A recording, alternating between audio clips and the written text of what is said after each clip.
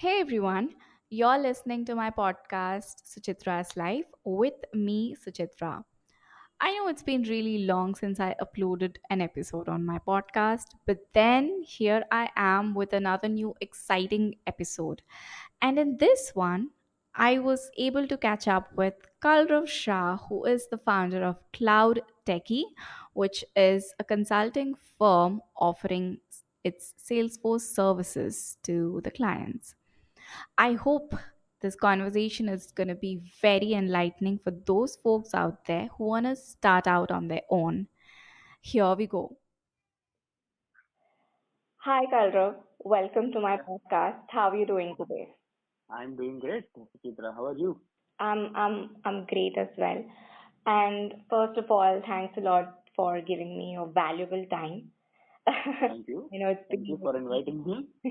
it's been really long going back and forth, but thank you so much for, giving your valuable time. It means a lot to me. Thanks. Same here. Sure. So, Kalrav, before we begin talking about your venture, the startup Cloud Techie, I'd like to hmm know, a bit about where you're from and, the journey up until the time you started your own. Sure. Yes. So let me give you a brief. I'm born and brought up in Gujarat. I'm a Gujarati, and I did my commerce, then I did my MBA back in 2011. Then I worked in corporate for around 3 years, as well all IT ventures. And in 2013, around December, so I started CloudTechy. And so, yeah, we are going to complete 10 years within few months. So that's the professional journey has been so far. And apart from this professional aspect, I have been a keen traveler. I have a fully keen interest in reading books and equity markets and other areas. So life has been good and kind so far. Great, great. And yeah, recently I've seen that your pictures of doing aerial yoga and out trekking. Yeah. So yeah, I mean, I try to keep doing one or other thing to keep our physical and mental fitness intact because that is the core and foundation of anything that we do in our life. So like earlier we used to play tennis, but due to the extreme heat in Ahmedabad, we had to pause it for a few weeks. So I was looking for an alternative. Aerial yoga came across my eyes on the internet, and I gave it a try, and it was fun. Oh, great. So you're somebody who's gonna just keep trying new things and all. Like you get Yeah, and the interesting thing about aerial yoga is earlier I had a perception that I hold a good amount of strength and flexibility, but aerial yoga it made me grounded. It shows you the mirror that where exactly you stand in your fitness journey. Oh, wow. Yeah. Great. So, so is this your interest of trying new things was the reason that you ended up starting your own business? Like, how did you come up with this idea of, okay, I've worked for corporate and now I want to start my own venture? How did that? See, normally the culture in Gujarat, in Ahmedabad, most of the people, they aspire to become a businessman. Few succeed and few do not. That's a different story. Hmm. But it was there in our we have been taught since childhood to do something on our own and everything. So it was there in my mind. And after working in corporates, and since I mentioned earlier that I have a keen interest in reading books, so I used to read books on business, on startups, on entrepreneurships, and when I completed my degree and worked in corporate for 3 years, and my last job was into the startup where I was working on a very ground level, like very basic things were done by me. So Hmm. it gave me a holistic perspective towards the entire business cycle, and I realized it is not that difficult. Sometimes our mind creates the imagination, we make it look complicated, but things are not that difficult. And Hmm. I just started a side hustle when I was working in my last job, and it started getting traction. We started making reasonable amount of revenue. So that was the turning point where I decided to made up my mind that this is the time to take the plunge. Great. Great. Would you like to mention any books that have influenced you to a great extent? Uh, there are like numerous amount of books, but there are a few books that comes to my mind. One book was the $100 Startup. I forgot the name of the author, but that book was very fascinating. Like it gives you the very uh, actionable steps, the how you can start your business, or even if you're a solopreneur where you're working independently with maybe two or three people, a small team. It gives you the like actionable item which you can implement within a very short period of time and start working on it. Another book that inspired me, helped me, and gave me few lessons on entrepreneurship, spirituality, as well as mental fitness and toughness was the biography of Steve Jobs.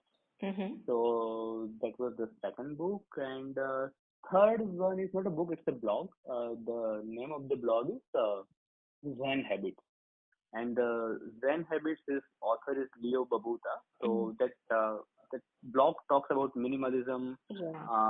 On the he has been a solopreneur, so how he started his journey and about the work, how he manages his plan his day, so all these aspects. So all these things combinedly gives me the insight and the better idea and understanding. Great. Great. I am also a follower of Zen Habits blog. Wow. So Wow. we have that in common. All right. So, how did you choose the name of your business, Cloud Techie, and also the logo is pretty cool, I must say. Okay. So whatever the books I had read and the interaction, I was involved in the Ahmedabad startup community as well. So whatever the idea that I had in the back of my mind was, Mm-hmm. if you want to do well in the business, you need to pick up the niche market. You cannot be a generic. If you are just another service provider, it is difficult to sustain in the long run. Mm-hmm. So, and I had a fair amount of idea at that point of time about Salesforce. So, Salesforce is a cloud-based CRM, Mm-hmm. and it was a booming technology. It was not like it was like started getting the traction. Mm-hmm. It was not like at the peak of its career and something like that. So, and also we were getting good rates in the technology. Our most of the business come from US market. So we decided that we want to focus and master on this technology, and we don't want to divert our attention, focus, energy, and whatever the effort that we put in. So that thing was decided that we want to focus our business around Salesforce, and Salesforce is a cloud-based CRM. So we were looking for a name which is we can resonate with the potential client or anybody who is on our website or something like that. So we did some brainstorming. With few of the domains were available on godaddy.com at that point of time, and this one somehow I liked it and it was available, so we went for it. That's the story. Great. And how did you go about finding your first customer or clients? How did that happen? So yeah, as I mentioned, like in my last job, which was in a startup, so started a side hustle. Like I was a business developer over there. My work was to approach client outside India, to approach them to create the lead generation mechanism where the lead starts to the company by SEO, by website marketing, by email marketing, Mm-hmm. uh, Google AdSense, and everything, and to talk to the customer, send them the proposal and everything. So by doing all these things in an MNC before that and in a startup, it gave me an idea that how to approach the clients outside India and how to generate the lead and convert the client. So I started doing the same thing as a freelancer. At that point of time, a couple of websites were very famous: elance.com, guru.com, and there were a few other sites. So Mm-hmm. I got myself registered over there and started bidding for the things I was good at. And yeah, a couple of people gave us the project, and that's how it started. Oh, okay. Great. And now, how do you go about retaining the customer, and how do you ensure that they have a positive experience with your brand? Because yours is like back then would have been fairly new in the market. So, how did you go about, making it like a go-to place for all these clients? See, as I mentioned earlier, that our goal was to have a focus on the very niche market. The same way, we wanted to have a very less. It is okay to have a less amount of customers, but to have a premium customer. Mm-hmm. And the same way, we wanted to build a very really good team. Like we did not want to have a, like there are many people in IT, they play the number game, like we have 100 people or 500 1,000 people team. So we never focused on the number game. We just wanted to work on niche technology with niche clients and with really good developers. Mm-hmm. So our hiring strategies, the pay structure, we pay really well, better than the market rate. So all these aspects like put us in a position where the really good talents are attracted to work with us, and like we create a kind of a career path for them so that they see the future together, that how the company and the team is envisioning for them in the next years ahead. So people stick to us for a long run. So who enters this process ensures that the customer is happy, the people who are working with us are happy, and the cycle keeps on going basically. Great, great. So, when you started your venture, so how did you manage the financing aspect of it? Like, did you put in your money, or did it cost anything really to set up? It was not. I wouldn't say that I had to like borrow money from someone, or it definitely it costed, because when we rented the office and laptops and all the office furniture and everything, but we never had to borrow the money like from the day one. It wasn't like a, first of all, it's not a product company, it's a service-based company. Mm-hmm. So from the day one, it was profitable. So, and we bootstrapped our business for like, we are still bootstrapped company. So whatever the profit we generate, a certain percentage of the money goes back to the company to develop the infrastructure, to for the other expenses and everything. Mm-hmm. So whatever the money we were generating, we started investing back the same money in our business. So that's how the financing were taken care of. Ah, okay, great. And how did your business grow since then? Like back then, it could have been couple of people, and now the team would have increased. Okay, so initially we were like 4 5 people. It was a small team, and initial for 2 3 years, grown very slowly and gradually. At one point of time, we were like 65 people, Yeah. and post COVID, we came down to like around 30 people, and right now we are at the same level, like we are 28 30 people team. Ah, okay. So do you have full-time employees, or even you hire freelancers or contractual So people? all these 28 30 people, they are like full-time employees. We pay them the salaries and like with their typical employer-employee structure. And apart from that, we have the equal number of consultants as well, people who are like highly skilled in this domain, Mm-hmm. but they choose to work as a consultant, and even they are very costly. So it is sometimes it is sensible to have them as a consultant, because when there is an ongoing client, it is fair to pay them a really high payment, but sometimes the business is not consistent enough. Mm-hmm. So we did not want to have the overhead expenses. So that's why like we have the equal number of consultants as well. We pay them on a project basis. Got it. Got it. So, like you've mentioned earlier, your initial clients were somebody you already were in touch with in your Correct. previous job. So, apart from these clients, to attract other people or other businesses, how did you market yourself? Uh, Like how? So one of the way was bidding portals at that point of time. So bidding portals, like there are few uh, famous bidding portals currently as well. Like Toktal is one of them. So Mm. like where you can, it's like the company who wants their project to get done, they post their requirement over there, and the team or the individuals who have the skills, they build their profile over there. And when they post their requirement, the people give them the proposal that this is how we can accomplish it. Both the parties are happy, they go ahead. So this was one of the ways. Mhm. Second one was LinkedIn and direct email marketing. it works well if you know how to play the game. If you can personalize your communication, and if you are doing the mass mailing, it will simply go to a junk folder. But if you can personalize your emails and research about the prospect you are approaching to and everything, it can work well. And apart from that, the major source of our new leads and new business has been our existing customers, our reference business. Mm-hmm.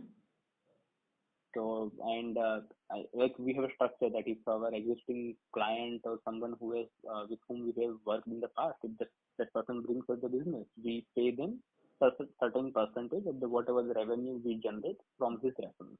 So that he also has an interest and a motivation to keep doing it in the future as well. Okay, exactly. And now looking back, what do you wish you had known before starting your business? Like, what if, you know, one thing you felt, oh gosh, Ah, this. okay. So earlier, like my approach was very lenient and very easygoing and everything. But now I realize if my approach was, if I had a very aggressive and very fast-paced approach, we could have grown very drastically in a slow period of time. Mm-hmm. And so that's what I realized that if I had a mentor in my initial days, so my approach would have been very different, and we would have grown drastically in a short amount of time. All right, okay. And what has been the biggest challenge so far, and how did you overcome it? Like, apart. Biggest challenge is there are two biggest challenges. First is the internal aspect and the external. External aspect has for us gaining a good client has not been a challenge anymore because we can get leads from our references Yeah. and our existing client, and our portfolio is also like 10 years old now. Like we have been working with the same technology since 10 years. We have a very strong profile in portfolio. True. So that is not a very huge challenge at this moment, but definitely getting a good team, hiring good people, and also the retaining good people has been a challenge because like Salesforce has boomed very drastically in last decade, and people get good opportunities outside also, and hiring a new talent has been challenging aspect. Mm-hmm. And how we are dealing with it is like to make our working policies as friendly as possible. For example, like post COVID, like everyone is working from home. Mm-hmm. At least 90% people who are in Ahmedabad, and they want to come to the office because there are people who feel that working from home is not productive. So they want to come to the office so that they get the environment and interaction with the team and everything. They can come, but it's not compulsory. True. And good pay structure and everything. So that's how we are trying to deal with the recruitment challenge.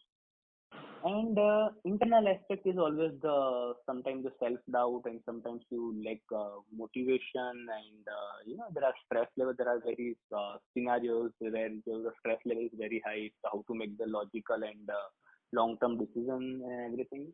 So that has been an internal challenge, and that has been a case with many entrepreneurs because like I am in touch with many people in the industry, so that has been a challenge with many people. And in my approach, in my thought process, to the best way to deal with this internal challenges, to look after your physical and mental well-being, fitness, and have an interaction with the people who have been through the journey. So there are lots of things you can learn from the people who have already been through the journey. So this is how we deal with the external and as well as the internal challenges. True. And who are some of your mentors that you've interacted along the way? Like, Okay, so mentors plays a very vital role in any journey, any professional journey. And my mentors have changed over a period of time because earlier my mindset scenarios, company level was different. Now it is different. What we are aiming to accomplish in the next 2 years, it is different. So few people have been consistent, and few people have changed the kind of based on our coaching need. And most of these mentors or guide are from the like they are more of my friends and people mhm. who are in terms of age and experience who are ahead of me. And so I talk with them. I go to their office. We talk over a cup of tea and we discuss about challenges. I share my all uh, the struggle that I'm going through in a vulnerable way, and they get very good insights and help from them. Good. So they are more of a friends, like professional friends, I would say. Yeah, yeah. Kalrav, how does your typical work day look like? Can you take us through like what happens? Yeah, I'm a morning person. I used to be a night owl before Mhm. that. I used to believe that if you work till late in the midnight with the help of coffee, you will be super productive and accomplish a lot. But later I realized that it was a myth. It did not work for me. Mm-hmm. So yeah, I have been a morning person since a few years. So yeah, in the morning I uh, a few hours in the morning, I look after my physical and mental fitness. That is some kind of I play sports daily, so some kind of sports, and followed by meditation and reading. And normally, my typical work day starts at around 8:30 or 9 a.m. in the morning, and yeah, it depends on the how what is the need of the day and where we are aiming. So normally it's interaction with the team, that's what's going in the project, and sometimes we hold one-to-one meeting with the team member once in a month, so that the interaction and communication flow keeps on going with me as well as the team on a personal level. Sometimes onboarding the client, and so it depends on the need of the day. But yeah, I mean, I try not to be a part of the work after 7 as far as possible. So, and after 7 it's the family time. Great. Great. So through this journey, Kalrav, how have you grown personally? Like I know it like every day taking decisions that have, long run impact on the business, it's not easy at all. And what are some important lessons that you have learned along the journey? And how have you grown personally through this journey? Uh, there are few, when I look back, there are several changes I see in my personality, in my thought process. First is, I have been very, I have been very calm person later, I mean, in this years, because earlier I used to have uh, anxiety and panic that Mhm. this complex scenario is there, how do I deal with it? But over a period of time, you realize that in life or in business, if you are genuinely putting effort, Mhm. everything falls into the place as the time goes by. So now, anything that comes up, there is a challenge in the business or in life, it doesn't make me panic. Like I'm very centered and balanced person. It is a credit goes to my business adventure, I would say. And second is in identifying people, never be too harsh or too judgmental about identifying the people, because I have seen in my team that there are people who are very extrovert, where they're excellent communicators, they have been a horrible developer, and there are people who are very silent, they will never talk in the team meeting, they are very silent, but they contribute the most. Wow. Mhm. And as well as same goes to the client. There are clients who wrap up the meeting, they will have an idea about your company and wrap up the meeting in 10-15 minutes, and they have been our biggest customers. Wow. Like they, yeah. So I don't judge people anymore too fast, I would say. Mhm. Great. So this way, it has helped me to grow as a person. All right. So, whenever you felt a little stressed or felt a little low, you looked up to, your friends or mentors who were in the same journey. Uh, Correct. did you ever mentor any upcoming, uh, people who wanted to start on their own? Did you get a chance to do that? Did people walk up Yes, because of yes, your yes, yes. demeanor and your calm aura? Did people or do people come up to you to ask for advice for any, Yes. this? As I mentioned, like in the back since 2012 or 13, when I started the business, I have been pretty active in Ahmedabad, Gujarat startup community. There are several startup communities where the business who have just started or started getting the traction, everything. So I have been a part of this community, and so I earlier I used to attend those seminars and events to get the help, but now sometimes I get invited to such seminars or events, to offer the mentorship. Wow. And I have seen that there are very talented and genuine individuals who are putting that right efforts in their idea and whatever they want to accomplish. And if I see that this is something in my strength area, or this is something where I can coach them genuinely, I give them the honest and the best possible advice that I can. And sometimes the relation goes on for several months or sometimes for few years also. Mm-hmm. It's most of an interaction basis. Like I share whatever I have learned so far, mistakes I have made so far, and it helps them in growing in certain way. True, true. So, so Kalra, what's next for your venture, CloudTechy? Like, where do you see your business in the coming decade? I know it's like a big question. And Yeah, honestly, I would say that I forgot the name of the author. He said that the biggest fiction in the world is written in the Excel, not in the Word. So it means that people do the business projection by putting the numbers in Excel, that this is what we generated and everything. So and it doesn't, like, it's a fiction, like it Mhm. some mostly it doesn't work out. So what I have learned from my life and work is that I don't overplan. I take things as they come. So right now our focus has been in professional. Focus has been Salesforce, and Salesforce has still a lot of potential to grow. Many new innovations, many new updates are coming. For now, the focus is Salesforce, and with the time and technology trend, as when it changes, we may shift to something, the next big thing, or something where I see that there is a huge opportunity. But yeah, so that's what we are aiming to accomplish in next few years. Great. Any final advice for people who want to take that leap and start their own business, just like the way you did?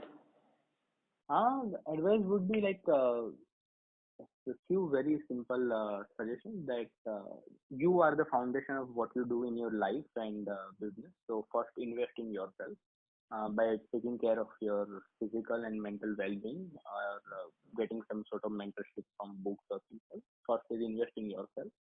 Second is pick up a niche market and go after it like all in.